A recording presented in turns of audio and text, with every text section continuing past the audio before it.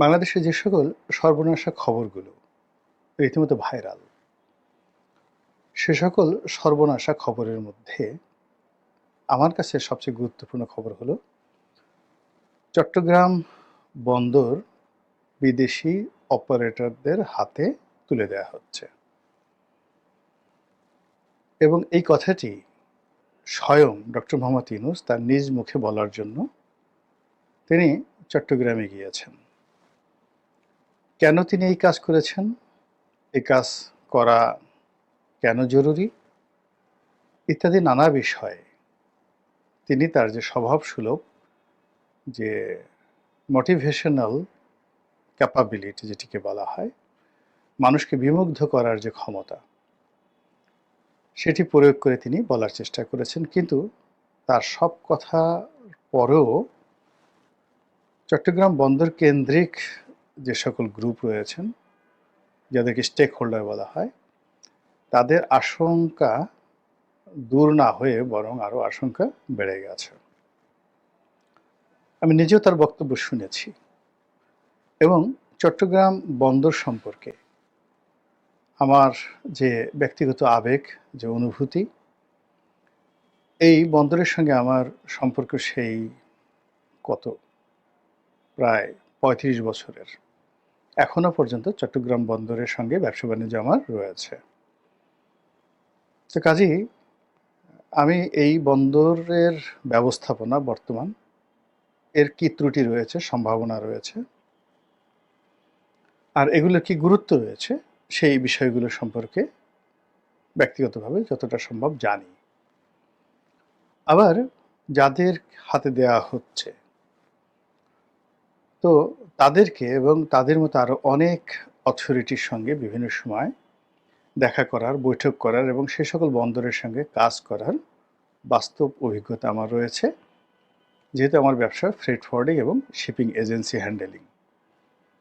তো সেই দিক থেকে ডক্টর মোহাম্মদ ইউনূস যেটি বলেছেন সেটি হলো ওনার একটা বাহ্যিক ধারণা থেকে ওনার কাছে মনে হয়েছে যে সিঙ্গাপুর পোর্ট অথরিটি যেটি রয়েছে, যারা সিঙ্গাপুর পোর্টকে ব্যবহার করে এবং সিঙ্গাপুর পোর্ট যারা পরিচালনা করে, যে অথরিটি, তারা সম্ভবত পৃথিবীর সবচেয়ে জ্ঞানী ব্যক্তি এবং তারা বাংলাদেশে এসে বাংলাদেশের চট্টগ্রাম বন্দর তারা যদি হ্যান্ডেল করে, এটি অচিরেই সিঙ্গাপুরের মতো একটি বর্ধনশীল বা একটি সুনামধারী পোর্টে পরিণত হবে। অথবা তিনি মনে করছেন যে দুবাইতে যারা পোর্ট পরিচালনা করছেন কিংবা যারা হংকং পোর্টকে পরিচালনা করছেন, নিঃসন্দেহে তাদের দক্ষতা, অভিজ্ঞতা, ম্যানেজমেন্ট অনেক অনেক সুন্দর। তো তাদেরকে যদি বাংলাদেশের দায়িত্ব দেওয়া হয়, বাংলাদেশের একটা ব্যাপক পরিবর্তন হবে। এই যে তার চিন্তা, এই চিন্তার মধ্যে সরলতা আছে, শিশুসুলভ যাকে বলা হয় সরলতা রয়েছে। কিন্তু বাংলাদেশের পরিবেশ পরিস্থিতি এবং প্রেক্ষাপট যদি আপনি চিন্তা করেন, তাহলে কোনো অবস্থাতেই আপনি সিঙ্গাপুর যারা পরিচালনা করে তারা বাংলাদেশে এসে কিছুই করতে পারবে না, কিছুই করতে পারবে না। এমনকি এখন চট্টগ্রাম বন্দরের মাধ্যমে সরকারের যে রাজস্ব আয় হচ্ছে, সে রাজস্ব আয়ের অর্ধেকও হবে না। অন্যদিকে ওই কোম্পানিগুলো যারা আসছে তারা যেভাবে এখানে এসে লাভ করার চিন্তা ভাবনা করছে, এই লাভ তো তারা করতে পারবেই না, উল্টো তারা ক্ষতিগ্রস্ত হবে, মধ্যখানে আমরা পিছিয়ে পড়ব। এর কারণটা হলো যে একটি বন্দর যেমন সিঙ্গাপুর বন্দর, সিঙ্গাপুর বন্দরের বেশিরভাগ যে কাজ সেটা হলো ট্রান্সপোর্ট হাব হিসেবে, ট্রান্সশিপমেন্ট হাব হিসেবে তারা দীর্ঘদিন কাজ করেছে।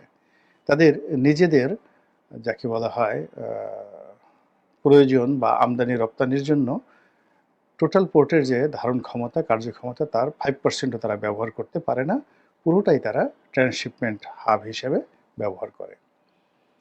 তো সেখানে সব কিছু যত সিস্টেমেটিক, থার্ড পার্টির কন্টেনার যেভাবে হ্যান্ডেল করে, যেভাবে মানে কন্টেনার হ্যান্ডেল করে, যেভাবে জাহাজ হ্যান্ডেল করে, যেভাবে প্যানেল রেন্ট হ্যান্ডেল করে, ওটি চট্টগ্রাম বন্দরে সম্ভব নয়।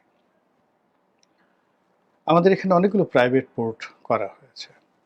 সেই প্রাইভেট পোর্ট করার পরেও সেখানে আমদানি পণ্য ইদানিং খালাস হচ্ছে, রপ্তানি পণ্য আগের থেকেই সেখান থেকে জাহাজীকরণ করা হতো। কিন্তু এতে পরিস্থিতির উন্নয়ন হয়নি। উন্নয়ন হয়নি এই কারণে যে একটা পোর্টকে শতভাগ কার্যক্রম তাকে মানে যাকে বলে পরিপূর্ণভাবে তাকে কার্যকর করার জন্য সবার আগে যেটি দরকার একটা strong custom system. Custom system আমাদের বাংলাদেশে নেই। সিঙ্গাপুরে 1000 হয়ে 1 ভাগও নেই, এটা রাতারাতি কেউ পারবে না। ফলে কাস্টম সিস্টেমে আমাদের দেশের মাল পরীক্ষা করা, তারপর শেষে কন্টেনার নামানো, সেগুলো অ্যাসেসমেন্ট করা এবং এক একটা কন্টেনারে কখনো 3 মাস 4 মাস 5 মাস পর্যন্ত সময় লেগে যায় যদি কাস্টম কর্তৃপক্ষের সন্দেহ হয়। এইগুলো একটা সমস্যা। দ্বিতীয় সমস্যা হলো আমাদের আমদানিকারকদের এক ধরনের অভ্যাস।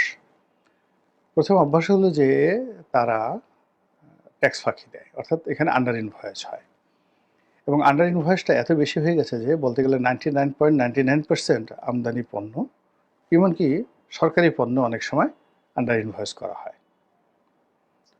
তো এই সমস্যাগুলোর কারণে কি হচ্ছে, কাস্টমসের সাথে আমদানিকারকদের সাথে দ্বন্দ্ব সংঘাত হয়, ফলে ডিউ টাইমের মধ্যে এখানে কন্টেনার খালাস হয় না, যেটা বিদেশিরা কোনো অবস্থাতে নিয়ন্ত্রণ করতে পারবেন না। 2 নম্বর হলো যে এক্সপোর্টের ক্ষেত্রে একই অবস্থা, অর্থাৎ সমস্ত এক্সপোর্ট প্রসেসিং জোন থেকে যেভাবে কন্টেনারগুলো যাচ্ছে, সেই কন্টেনারগুলো মানে ইপিজেড থেকে, ডিপিজেড থেকে, ঈশ্বরদী থেকে কন্টেনারগুলো যাচ্ছে চিটাগং বন্দরে বা মংলা বন্দরে বা প্রাইভেট ইয়ার্ড থেকে যেভাবে আসছে, আসার পরে তাদের 90% যে ঝামেলা সেগুলো হয় হলো রাস্তাঘাটে। রাস্তায় জ্যাম থাকে, ট্রাফিক জ্যাম হয়, মানে ওয়ান স্টপ সার্ভিস সেখানে হয় না। ফলে চট্টগ্রাম বন্দরে সেখানে ঢুকে তারপর সেই কন্টেনারটি জাহাজে উঠবে, এটি মাত্র 5% to 10% কাজ।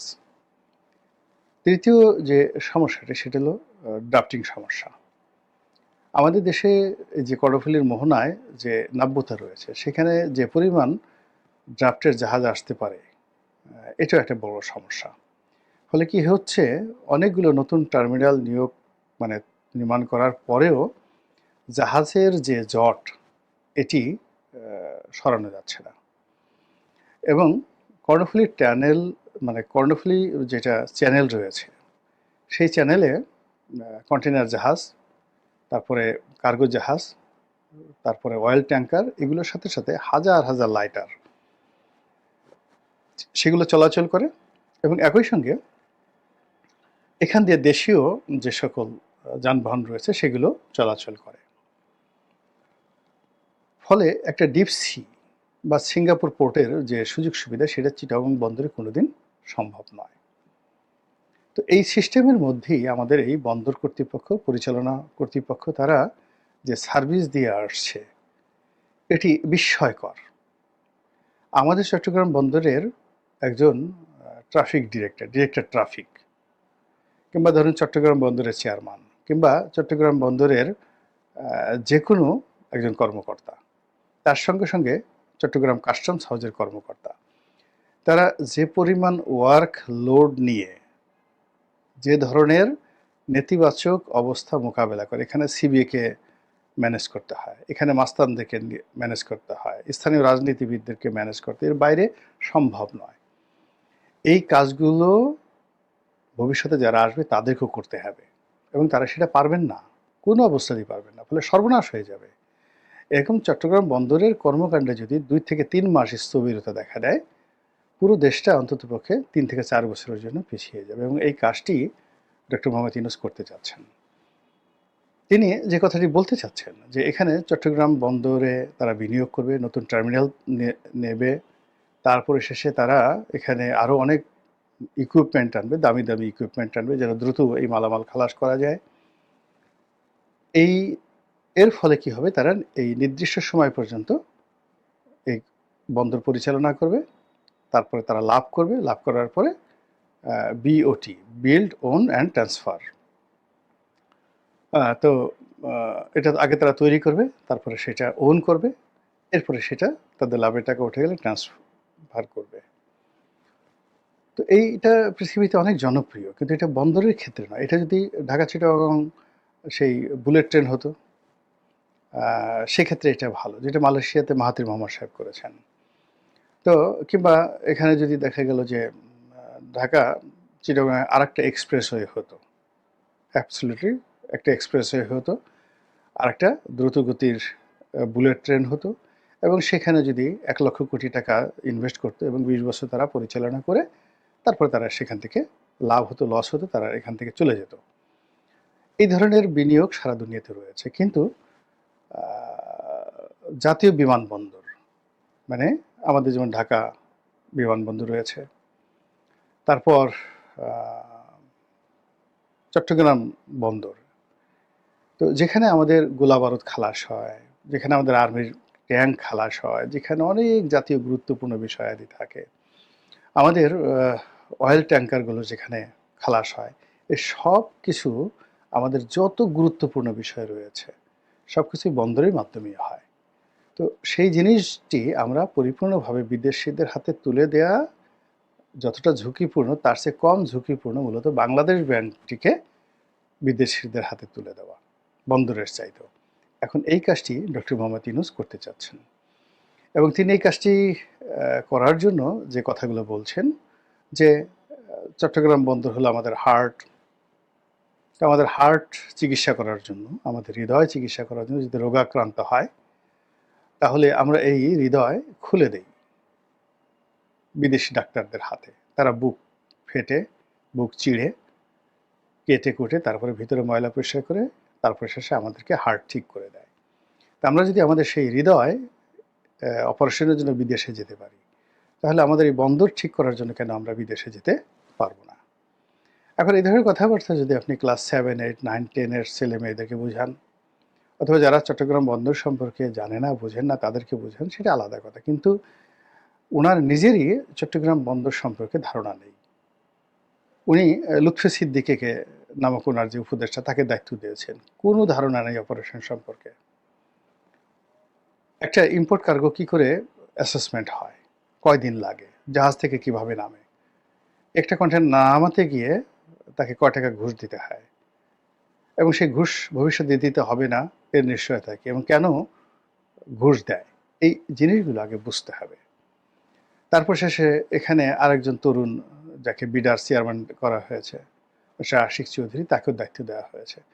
মূল ব্যাপারটা হলো যে আপনি যদি একজন কান বিশেষজ্ঞ, ডাক্তার প্রাণগোপাল, তো খুবই নামকরা কান বিশেষজ্ঞ, তাকে যদি মাথার নিউরন মানে নিউরো সার্জনে লাগান, যে মাথার মস্তিষ্কটা আপনি একটু অপারেশন করে দেন, কিংবা ধরুন সেই নিউরো সার্জন ছিলেন একসময় বাংলাদেশের একটা রশিদ উদ্দিন, তাকে যদি দায়িত্ব দেওয়া হয় যে আপনি আমার কানটা একটু অপারেশন করে দেন, তো যে অবস্থা হবে চট্টগ্রাম বন্দর নিয়ে এই যা কিছু হচ্ছে ঠিক একই অবস্থা হচ্ছে এখানে। এমনকি এই বন্দরে আরেকটি, সে প্রথম থেকে যে ভুলটি করা হয় সেটা হলো বন্দরের যে চেয়ারম্যান, এটি নৌবাহিনীর কর্মকর্তাদেরকে বা সামরিক বাহিনীর কর্মকর্তাদেরকে নিয়োগ দেওয়া হয়। এটা একটা মারাত্মক, যাকে বলে ভুল সিদ্ধান্ত। যেমন ধরেন র্যাবে চাকরি করেছে সোহাইল, তো উনি গিয়ে চট্টগ্রাম বন্দরের চেয়ারম্যান হলেন, নৌবাহিনীর একজন কর্মকর্তা। এখন ক্রস ফায়ার বলেন, যা কিছু বলেন, সেক্ষেত্রে সোহাইলের অনেক অভিজ্ঞতা রয়েছে। তিনি বন্দরের যে বিষয়গুলো রয়েছে আজ চেয়ারম্যান হিসেবে তিনি কি করতে পারেন, কিভাবে তিনি এটা নিয়ন্ত্রণ করতে পারেন, কিংবা বন্দরের যিনি নৌ পরিবহন মন্ত্রণালয়ের মন্ত্রী থাকেন বা সচিব থাকেন, তার অধীনে চট্টগ্রাম বন্দর, মংলা বন্দর, পায়রা বন্দর, এই জিনিসগুলো মানে এমন একটা ব্যাপার হলো যে একজন লোক এখানে আসে, তার শিখতে সময় লাগে, বুঝতে সময় লাগে, আর হৃদয়ঙ্গম শুরু করার আগে তার চাকরি চলে যায় বা সে সেখান থেকে ট্রান্সফার হয়ে আসে। ফলে আলটিমেটলি টপ পোস্টগুলো এখানে হয় না। বন্দর ইজ নট এ, আমাদের এই যে বন্দর, জাতীয় বন্দর, এটা একটা কমার্শিয়াল প্রতিষ্ঠান নয় যে এখান থেকে আমাদের লাভ করতে হবে বা এখান থেকে এত কিছু করতে হবে। এটা একটা সেবাধর্মী রাষ্ট্রীয় প্রতিষ্ঠান, যেটা রাষ্ট্র এবং জনগণকে সেবা দিচ্ছে এবং সেবার বিনিময়ে মাশুল দিচ্ছে। এবং ঠিক সেই জায়গাটিকে যখন আপনি কমার্শিয়াল দৃষ্টিভঙ্গি থেকে চিন্তা করবেন, সেটি অনেকটা আত্মহত্যার মতো অবস্থা তৈরি হয়ে যাবে। ফলে এখানে যে পরিমাণ বিনিয়োগ বা যে পরিমাণ ইকুইপমেন্ট আনার কথা বলা হচ্ছে, যে পরিমাণ ব্যবসা বাণিজ্যের কথা বলা হচ্ছে, আগামী 20 বছর বন্দরের উন্নয়ন নিয়ে উনি যে সকল কথাবার্তা বলেছেন, আমি তার সঙ্গে বিনয়ের সঙ্গে দ্বিমত পোষণ করি এবং আমি আজকের এই ক্ষুদ্র মুখে বললাম যে এই কাজটি কি হবে আমি জানি না। তবে এটা যদি হয়, তা আমাদের বাংলাদেশের ইতিহাসে একটা জঘন্য বদনজির হয়ে থাকবে এবং আগামীতে এই ঘটনার সূত্র ধরে আমাদের স্বাধীনতা, আমাদের সার্বভৌমত্ব, আমাদের জাতীয়তাবোধ এবং আমাদের নিজেদের অনেক অতি গুরুত্বপূর্ণ বিষয়াদি সমূলে বিনষ্ট হওয়ার সম্ভাবনা দেখা দিবে।